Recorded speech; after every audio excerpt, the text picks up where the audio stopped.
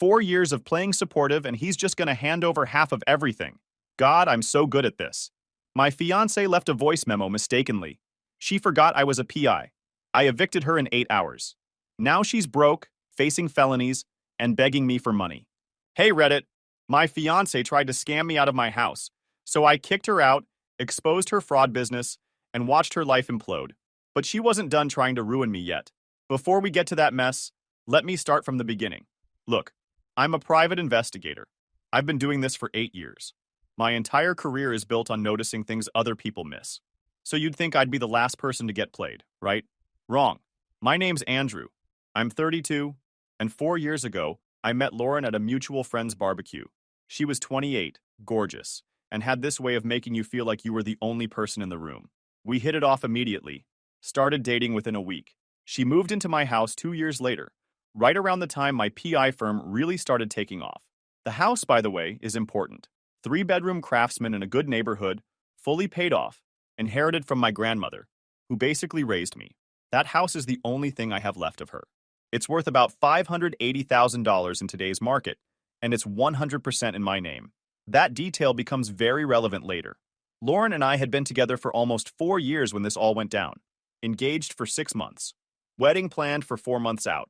She'd quit her marketing job about 10 months earlier, said she wanted to focus on wedding planning and finding herself. I encouraged it, told her to take her time, figure out what she really wanted to do. I was making good money. We were fine. Except she wasn't planning a wedding or finding herself. She was planning a heist.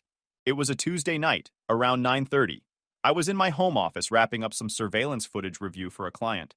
Corporate espionage case. Boring as hell, but it paid well. Lauren had been on the couch watching some reality show about housewives throwing drinks at each other. Standard evening. I heard the shower turn on upstairs. 10 minutes later, I headed to the kitchen for a beer. That's when I saw her phone on the counter, screen lit up with a notification. Now, I'm not the type to snoop on my partner's phone. That's psycho behavior, and I've seen enough relationships implode over paranoia to know better. But the notification caught my eye because it was from her voice memo app. Recording to Sarah, 47 seconds. Sarah is Lauren's older sister. They're close. Talk every day. I've met her maybe 4 times in 5 years because she's always so busy whenever I suggest dinner or drinks. Should have been my first red flag. Look, I know what you're thinking. You're a PI and you didn't notice any of this? Yeah, I didn't. Because that's the thing about being good at your job. You save all your investigative energy for people you're paid to distrust. At home, I wanted to be a normal boyfriend, not a paranoid detective running background checks on my girlfriend's coffee dates. Turns out that was a mistake. Won't be making it again. My PI instincts kicked in. Not the romantic partner instincts, the professional ones. Something felt off. Why would she be recording a voice memo to her sister instead of just calling? Why 47 seconds exactly? What's too important to forget but needs to be rehearsed? I picked up the phone and opened the voice memo app and hit play. Okay, so this week I'm bringing up the deed thing again. He still hasn't mentioned a prenup, like, I literally cannot believe this is working. Sarah was right. The longer you wait, the easier they trust you. 4 years of playing supportive girlfriend and he's just gonna hand over half of everything. God, I'm so good at this. Once my name's on that house, I'm basically set. After the wedding, I'll have control over everything. He's so busy with his little detective business he barely pays attention anyway. I stood there in my kitchen, holding my fiance's phone, listening to her plot to rob me like I was some mark in one of my own cases. The shower was still running upstairs. I had maybe 2 minutes. I did what any good investigator would do. I airdropped it to my phone, then deleted the airdrop notification from her phone. She'd never know I'd accessed it. Then I set her phone back exactly where I found it, screen time out and all. I went back to my office, closed the door, and played that voice memo 3 more times. The funny thing about being a PI is that you develop this almost clinical detachment from bad news. Clients come to me thinking their spouse is cheating, and when I confirm it with photos and timestamps, I don't feel much. It's just data, evidence, facts. But hearing your own fiancé, the woman you've shared a bed with for 5 years, casually strategize how she's going to financially destroy you, that hit different. I'd spent the last 4 years building a life with someone who saw me as a retirement plan, a target, a job. I sat in my office until midnight, staring at my case management software. I had 14 active investigations. None of them were as important as the one I was about to open on myself. I created a new case file. Client name, Andrew Thompson. Subject, Lauren Thompson, soon-to-be ex-fiancé. Case type, fraud investigation. Suspected offenses, conspiracy to commit fraud, misrepresentation, gold digging with intent to financially destroy. My assistant was going to find this hilarious. I didn't sleep that night. Lauren came to bed around 12, curled up next to me like nothing was wrong. Like she hadn't just been rehearsing how to rob me blind. I pretended to be asleep. She kissed my shoulder and whispered, "Love you, babe." I wanted to laugh. Or throw up. Maybe both. Around 2 a.m., I moved to the spare bedroom. Told her the next morning I felt like I was coming down with something and didn't want to get her sick. She bought it immediately, brought me orange juice and made sympathetic faces. Oscar-worthy performance, really. I called my attorney Mark at 8 a.m. sharp. Mark's been my lawyer for 6 years. Handles my business contracts, occasional legal consultations for cases, and he's bailed me out of a few sticky situations when surveillance went sideways. Andrew, it's 8 a.m. Someone better be dead or you better be in jail. Neither. But I need you in the office in an hour. It's important. This about a case? It's about my fiancé trying to steal my house. Silence. Then, I'll put on coffee. I met Mark at his office with my laptop, phone, and a flash drive containing the voice memo. He listened to it twice, face getting progressively more grim. "You're a PI?" he finally said. "And you didn't see this coming? That's the thing about doing this for a living. You never think to investigate the person you love?" Mark leaned back in his chair. "All right, let's talk reality. She's been living in your house for 3 years. No lease, no rental agreement, I assume." "Correct. Does she pay rent? Utilities? Contribute to the mortgage?" "There is no mortgage. House is paid off. And no, she hasn't contributed financially since she quit her job. She's never paid rent. Never signed a lease. Legally, she's a guest who's overstayed. In our state, for non-paying occupants with no written agreement, you can revoke permission with notice. Since she's actively committing fraud, we're going with 24 hours and calling it generous." "How generous do I want to be?" Mark grinned. "Given that she's actively plotting to commit fraud? I'd say 24 hours is extremely generous." We spent 3 hours mapping out the plan. Mark made calls to a locksmith he trusted, a moving company that specialized in fast turnarounds, and a storage facility with good security. He drafted eviction paperwork, cease and desist letters, and prepared documents to freeze our joint bank accounts. "This is going to get ugly," Mark warned. "She's not going to take this lying down." "Good. I've got cameras going up today." "Smart. Document everything. And Andrew, don't engage, no matter what she says, what she promises, what she threatens. Everything goes through me. Understood?" "Understood." I left Mark's office feeling like I was suiting up for war. In a way, I guess I was. The next step was reconnaissance. I'm a PI. This is what I do. I went back through our joint bank accounts, credit card statements, phone records, 5 years of data. I was looking for patterns, inconsistencies, evidence. What I found was worse than I expected. Lauren had been having regular coffee meetups with her sister Sarah for the past 2 years. Every Tuesday and Thursday, like clockwork. The coffee shop was downtown near Sarah's apartment. I pulled the security footage from my car's dash cam. Yeah, I have those. And cross-referenced dates. I'd been fed a line about Sarah being too busy to meet me, but she had time for twice-weekly coaching sessions with Lauren. Interesting. I dug deeper into Sarah's background. 2 divorces, both settled in her favor. The first ex-husband, Michael, lost his condo in the split.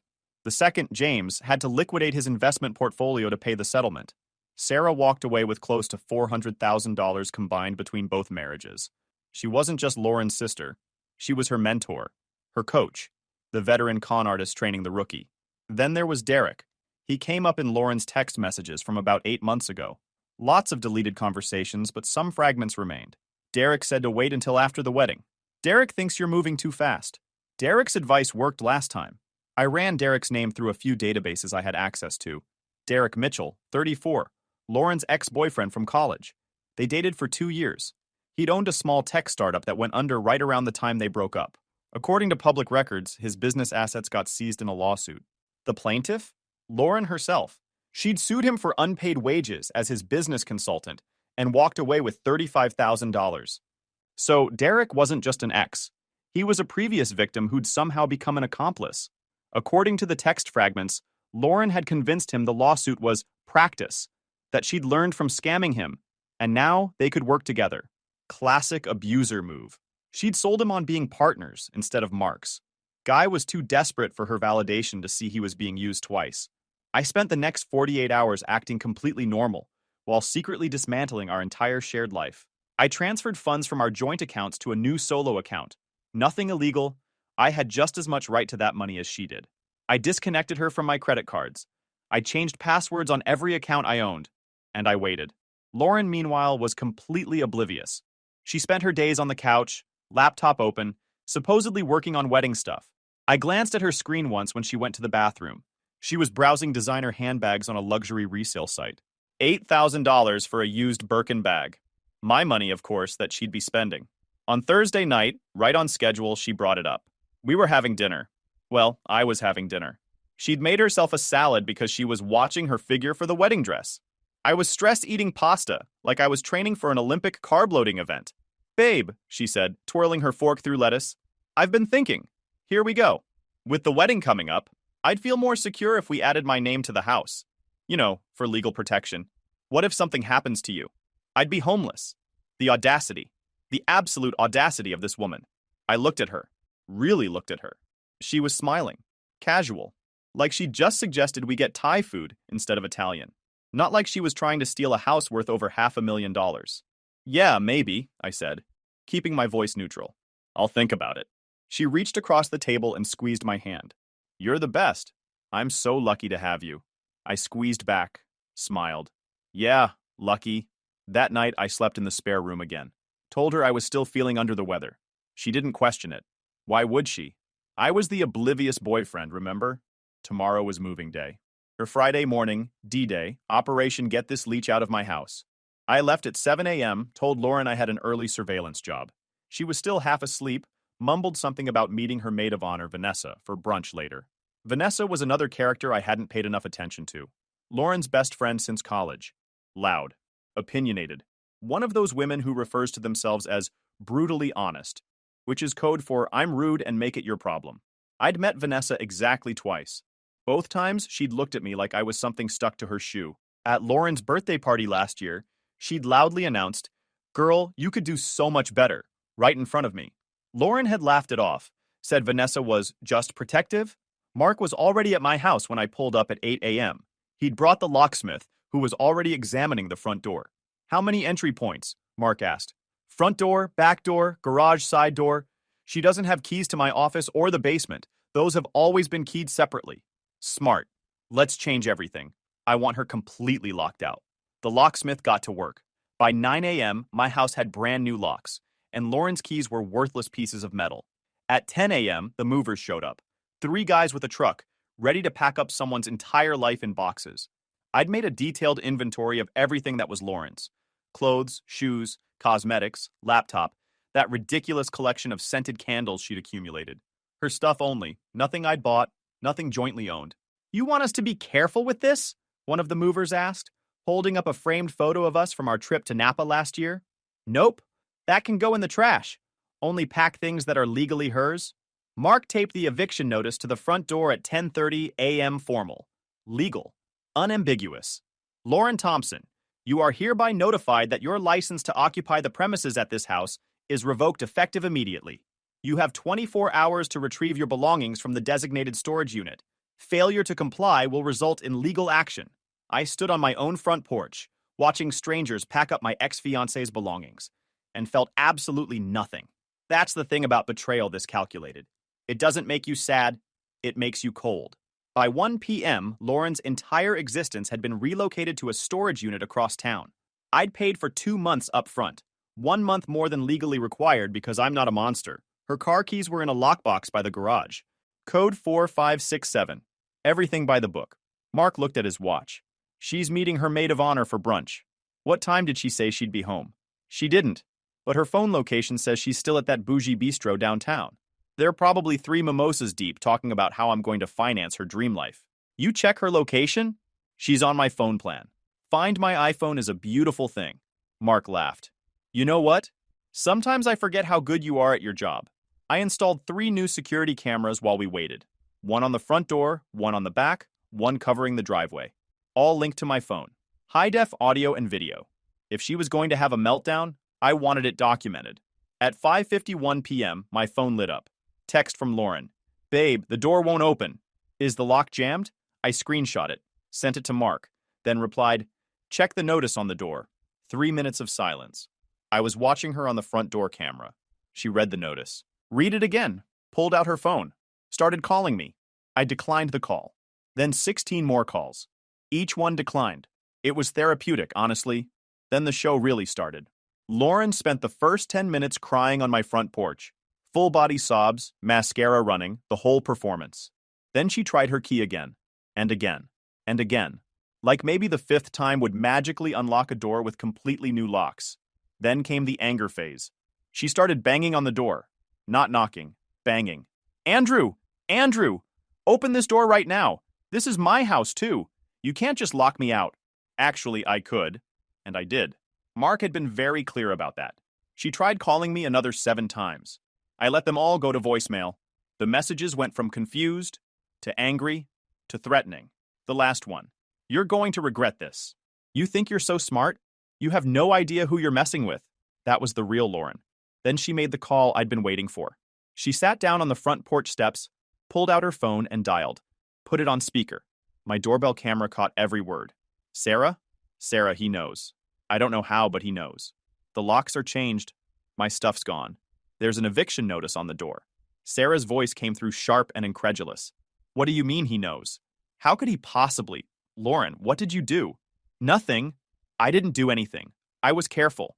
Were you? Because last week you were getting sloppy. I told you to wait until after the wedding to push the house thing. I told you he's a PI and you needed to be smarter about this. I was being smart. I practiced everything. Oh my God. The voice memo. Silence. Lauren, the voice memo I told you to record and then delete.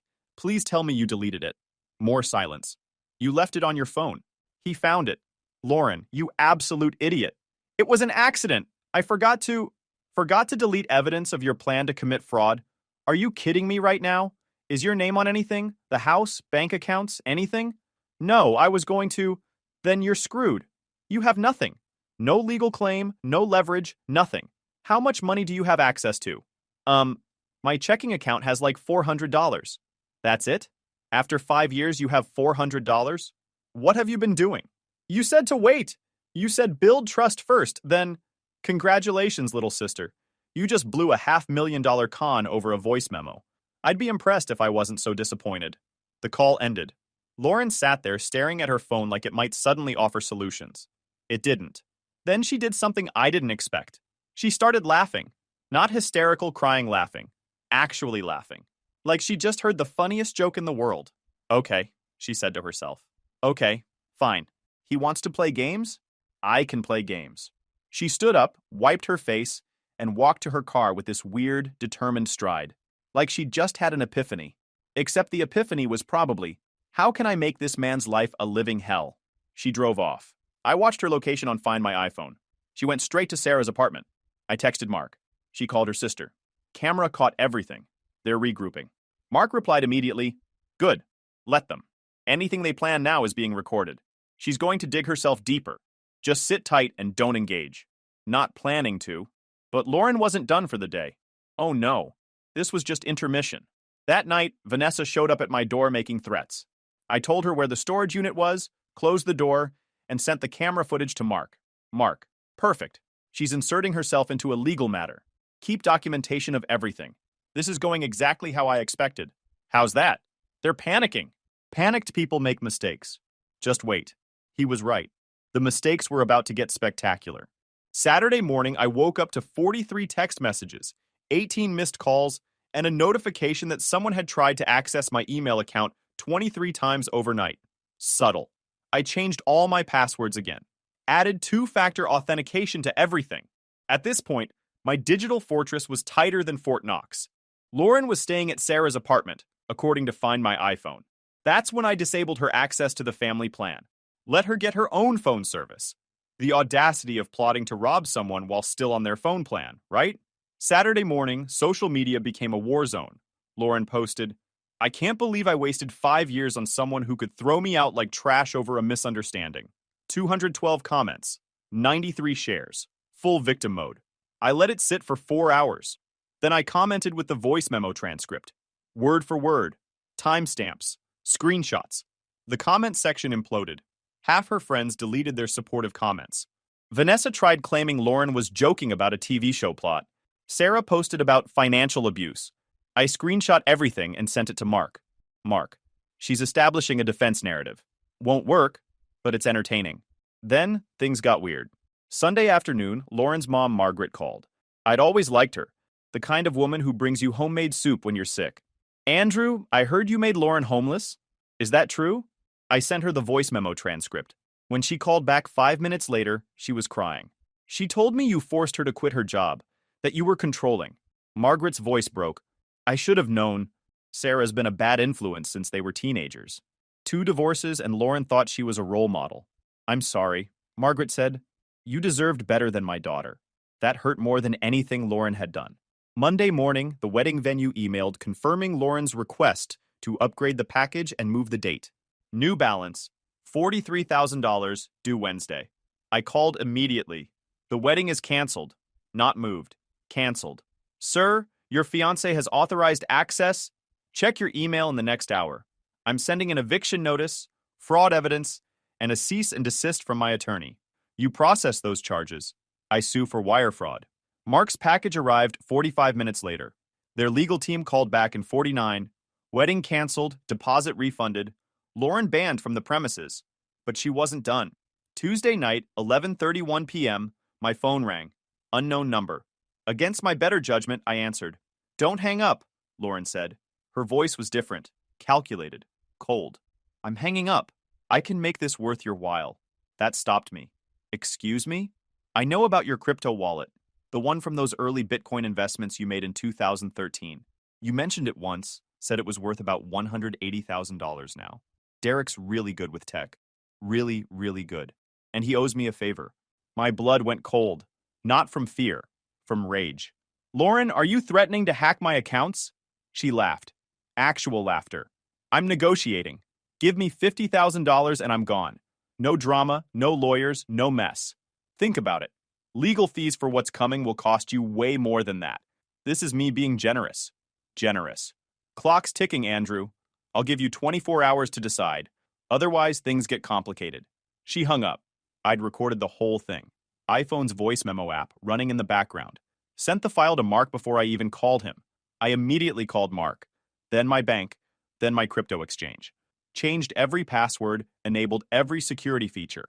Added 2-factor authentication to accounts I didn't even know I had.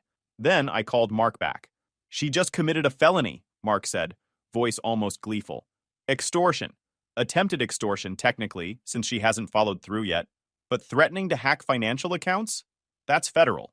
I want to file a police report. Already drafting the documentation. Record any other calls. We're building a case that's going to bury her. That night, at 2:27 a.m., I got 31 notifications. Someone had tried to log into my crypto exchange, dozens of failed login attempts.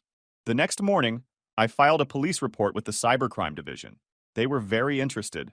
The police took the extortion attempt seriously. Turns out threatening to hack someone's financial accounts is exactly the kind of thing that gets federal agencies excited. The cybercrime detective, a guy named Morrison, who looked like he'd never seen sunlight, was almost giddy. We've been tracking Derek Mitchell for about 8 months, Morrison said during our meeting. Small-time cyber criminal, identity theft, some credit card fraud, hacking into ex-girlfriend's email accounts. Nothing huge, but consistent. If your ex is working with him, she's way dumber than she thinks she is. That seems to be a pattern. Morrison smiled. We'll subpoena the phone records, track the login attempts, coordinate with the crypto exchange. This is actually a pretty solid case. Usually these things are hard to prove, but she left a digital trail like breadcrumbs. 2 weeks later, Derek was arrested at a coffee shop in Portland. According to Morrison, he was using someone else's laptop, already a parole violation, and had Lauren's extortion text thread open on his phone. He folded within 6 hours. Gave up everything. The texts, the emails, the coaching sessions. Turned out Derek and Lauren had been in contact for over a year. He'd been advising her on the long con strategy, pulling from his own experience getting scammed by her back in college. The prosecutor called me a week after Derek's arrest. Mr. Thompson, we're building a case against Ms. Thompson and Mr. Mitchell for conspiracy to commit fraud, attempted extortion, and unauthorized computer access. Derek's cooperating, which is good for us. But we need to know, do you want to press charges? Absolutely. Understood. We're offering Derek a plea deal. His testimony in exchange for a reduced sentence, 5 to 7 years instead of 10 to 15. Without his cooperation, we might not get a conviction on Lauren. Whatever gets her convicted. We'll be in touch. The case moved faster than I expected. Lauren's lawyer, some overworked public defender who probably drew the short straw, tried to negotiate a deal, claimed Lauren was in an abusive relationship, that she was scared, that she was trying to protect herself financially. Mark laughed when he heard that defense. She recorded herself bragging about the con. She tried to extort you. She conspired with a known cyber criminal. Good luck selling the abuse narrative. Then the pregnancy bomb dropped. Lauren's lawyer filed a motion claiming she couldn't be incarcerated because she was 16 weeks pregnant. Derek's kid, obviously. The timeline matched exactly when she'd started pushing hard about the house deed. She'd been pregnant with another man's baby, while planning to trap me in marriage and steal my assets. The layers of deception were almost artistic. The prosecutor wasn't sympathetic. Ms. Thompson, being pregnant doesn't exempt you from consequences. We're willing to offer a plea deal. 2 years probation, restitution, mandatory shutdown of your coaching business, and full cooperation with ongoing investigations. Violate probation, you serve 3 years regardless of your pregnancy status. Coaching business, that opened a whole new can of worms. Turns out Lauren had been running an online course for the past 3 years. Securing Your Destiny, A Woman's Guide to Financial Independence Through Strategic Partnerships, $499 per enrollment. Over 200 women had taken the course. It was literally a guide on how to gold dig. The website had testimonials, success stories, women bragging about how they'd convinced boyfriends to buy them cars, add them to leases, pay off their student loans. Lauren had monetized relationship fraud. Within a week of my social media post going viral, 60 of Lauren's former students contacted Mark's office, all left with damaged relationships and debt from her advice. The civil suit was brutal. Court day arrived. Lauren showed up looking nothing like the woman I'd known. Hair flat, no makeup, wearing some bargain maternity dress. Vanessa was there, sitting in the back, glaring at everyone like this was somehow our fault. Sarah was notably absent. The judge was a woman in her 60s who looked like she'd seen everything and had no patience for nonsense. Miss Thompson, the judge said, reading through the case files, you ran a business teaching women how to commit fraud? Lauren's lawyer started to respond, but the judge held up a hand. I'm asking, Miss Thompson. Lauren looked at the floor. It wasn't fraud. It was financial strategy. You taught women to deceive romantic partners for financial gain. I taught them to protect themselves. By lying? Silence. The judge read from Lauren's website materials. Out loud. In court. Quote, the key is establishing yourself as essential before making financial asks. Be the perfect girlfriend. Cook, clean, emotional support. Make him dependent on you. Then, slowly introduce ideas about shared assets, joint accounts, adding your name to deeds. By the time he realizes what happened, you're legally protected. End quote. The courtroom was silent. Ms. Thompson, this isn't financial strategy. This is a manual for relationship fraud. How much money did you make from this business? About $73,000 over 3 years. And the gifts Mr. Thompson gave you that you sold? $15,000. So you have $88,000 from fraudulent activities. Ms. Thompson will be ordered to pay restitution. Mr. Thompson is entitled to compensation for emotional distress, legal fees, and damages. I'm awarding him $30,000 from Ms. Thompson's assets. Additionally, Ms. Thompson will return the engagement ring, pay a $20,000 fine, and shut down her business permanently. Any violation of these terms results in immediate jail time, pregnancy notwithstanding. Lauren started crying. Real tears this time. Furthermore, the judge continued, Ms. Thompson will serve 2 years probation. Any contact with Mr. Thompson or attempts to profit from this case, including media deals, book contracts, or social media monetization, will be considered a probation violation. Do you understand? Yes, Your Honor.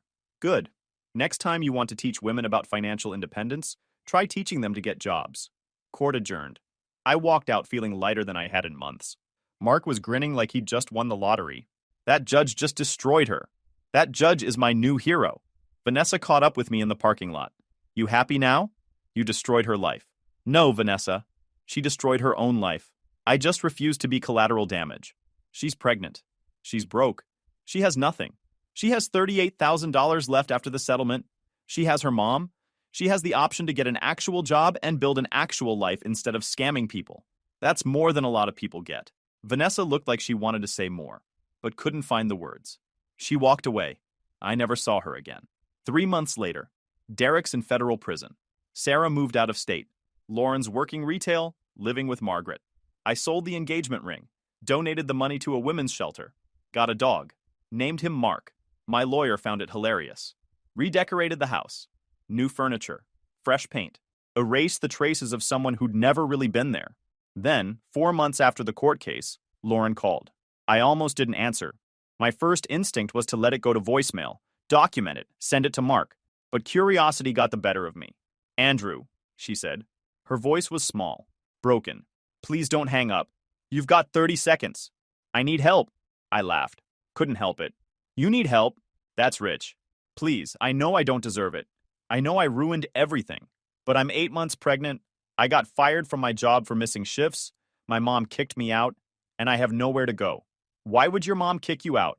She found out about the other stuff, the coaching business, the women I scammed. She said she couldn't have someone like me around. I'm living in Sarah's old apartment, but I can't afford rent. I'm going to be homeless in 2 weeks. The baby's due in 3. And you called me because... Question mark. Because you're the only person I know who has money and might possibly give a shit. Right. Andrew, I made mistakes. Mistakes are forgetting to buy milk. You committed fraud, multiple felonies. You're not calling me because you've changed. You're calling me because you've run out of options and you think I'm still the same sucker you were engaged to. I'm desperate. Good. That's called consequences. What about the baby? You're going to let an innocent baby be homeless? The baby isn't my problem, Lauren. It's Derek's. And he's in prison because of choices you both made. You want help? Call social services. Apply for welfare. Get a job that doesn't involve scamming people. There are programs for pregnant women in your situation. Use them. I'm sorry. I'm really, really sorry. I know I messed up. I was stupid and greedy, and I hurt you. But I'm begging you, please, just enough to get through the next few months. I'll pay you back, I swear. Like you paid back Derek?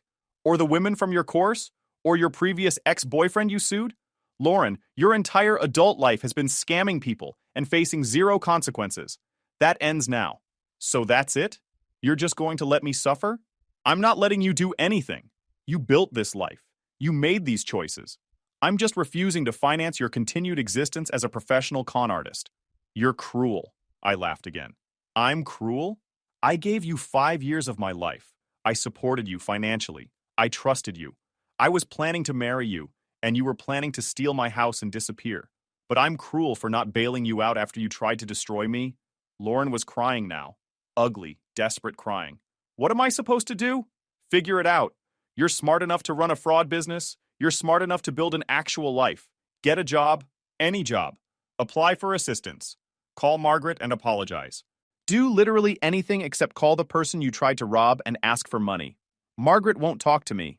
Then call Sarah, or Vanessa, or any of the women from your course who still think you're a guru. I don't care, but I'm not your safety net. I'm not your backup plan. I'm not your Mark. I'm the guy who got away. Long silence. I really am sorry, she finally said. For whatever that's worth. It's worth nothing. Sorry is something you say when you accidentally bump into someone at the grocery store. You can't sorry away years of calculated fraud. Then what do you want from me? Nothing, Lauren. I don't want anything from you. I just want you to never contact me again. What if I... No. This is the last conversation we're ever having. You call me again. I'm filing a restraining order. You show up at my house. I'm calling the police. You contact my friends, my family, my clients. You're violating probation and you go to jail. Are we clear? Crystal. Good. Lose this number. I hung up. She texted 3 minutes later. I understand. For what it's worth, the time we had together was real for me. Some of it, anyway. I hope you find someone who deserves you. I blocked the number. Sent a screenshot to Mark just in case. Mark texted back, that was cold. I'm proud of you. She had it coming. Oh, absolutely. But still, ice cold. The thing about revenge is that it's not usually explosive or dramatic. It's not confrontation or violence or grand gestures. Real revenge is just refusing to be someone's solution to the problems they created. Lauren thought she was smart enough to play me. She wasn't. She thought she could manipulate her way into my life and steal everything I'd built. She couldn't. She thought I'd be the same person after she betrayed me. the trusting, generous, oblivious boyfriend who'd finance her disaster of a life. I wasn't. The best revenge wasn't destroying Lauren. She destroyed herself. I just refused to catch her when she fell. YouTube just dropped this new hype feature. If you're hooked on this story, smash that hype button. It tells YouTube this video deserves to blow up, and it keeps even crazier stories coming your way.